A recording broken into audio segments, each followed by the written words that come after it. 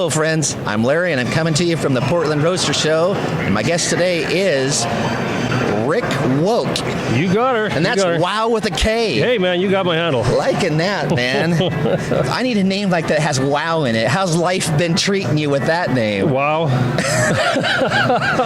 I believe it. Yeah. Look at the outfit. We're gonna get some photos in on this thing after bed about how good you look and your gal and how you liking the show so far. Well, Larry, it's been great. It's been a 19-hour travel for us from Edmonton, Alberta, Canada. Like I said, we hit snow, we hit a lot of bad weather, but just to get here, it's worth the ride. Wonderful people, wonderful cars. We're enjoying it all. Oh, that's great. Well, why don't you tell me about this murdered out and there's murdered, and then there's, at least it's got chrome going for it too. This is a black Merc that is a beaut. Give me the year and the combination. Larry, she's a 49 Merc. We did this car back in 2009. I picked it out of a farmer's yard in Devon, Alberta, Canada. This car was, well, it was a grandpa car. We bought it, we chopped it, we stretched it, we clipped on a 51 Merc back end onto it. We lowered her down, we sitting on an Art Morrison frame with a 429 Cobra jet, your C6 transmission with a shift kit put into it. Running a 3 1/4 posi rear end on it. It's got 2 muffler systems on it. They're running straight lake pipes, as I always leave them on. I don't want to change the rattle on this car. Running Super 40s out the back end. What more I could tell you here? We rockabilly the interior out to black on black with stainless steel interior.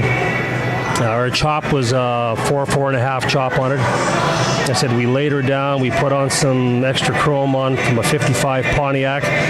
We altered the body line. The body would fit the chrome, not the chrome fit the body. And that's why it looks as the way it does. The body is amazing on this thing. I love the shape of it. You know, we had a lot of Mercs to pick from, a lot of that style of car, and we went after yours.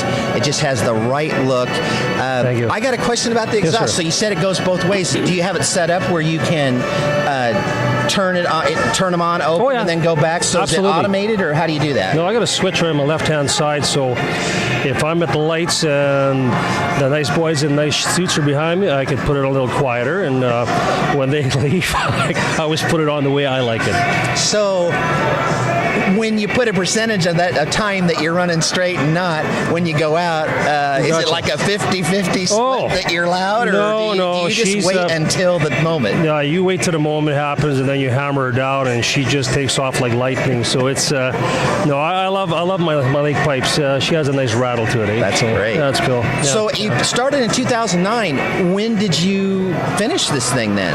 A year and a half ago. Okay. Yeah. So. Wow, you got some time in it then. Yeah, we got some time. We got there was 7,000 hours into the body work itself. The engine came out of a Cobra car itself, so they only had 2 hours on the engine.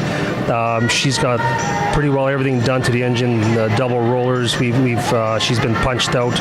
I'm running 500 horse out to the back there, so she's a good grocery runner. I have no problems with it. It gets me there and there. You got a kind of a theme going with Cobra.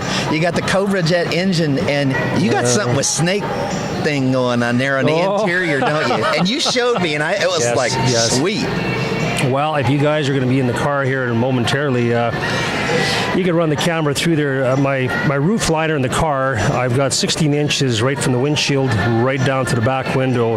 It's the imitation of a snake belly, python snake right down to the back. So she looks pretty rockabilly. I had not seen that done before, and you heard my reaction. I did. I was like, that looked pretty good. Actually, I said your name.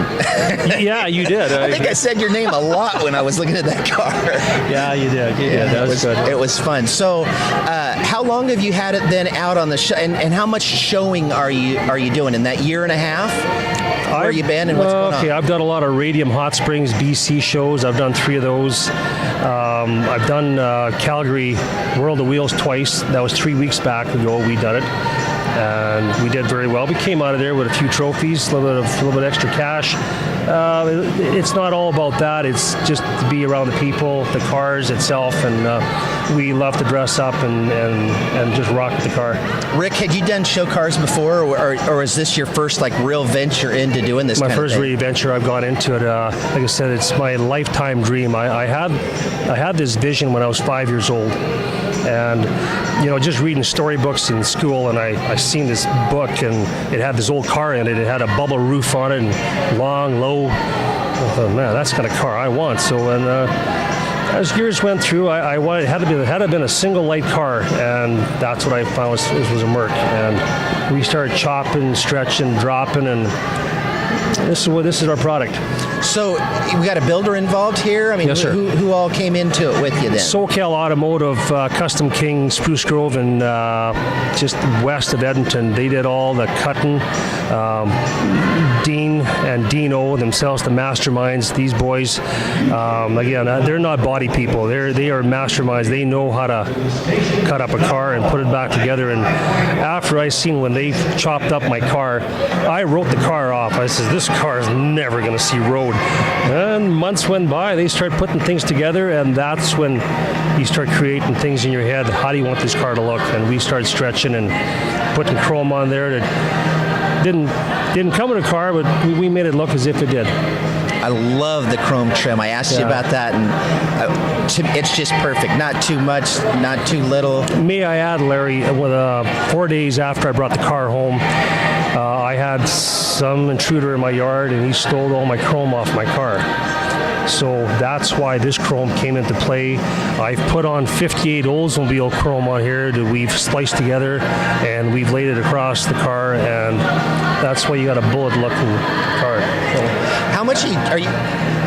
It sounds to me like you built this car to drive it. You just don't seem to be somebody who is just doing show. Have you got to take it out and drive it? Oh at yeah, all? no, we take it to you. Let's say the outside car shows. We did the Coeur d'Alene show, the Sandpoint. I could rattle around town. I've taken it across the Sandpoint 3 Mile Bridge. No, well, I had only one chance to do it in my lifetime, and I punched her. We did 85 on the bridge, so she was rattling pretty good.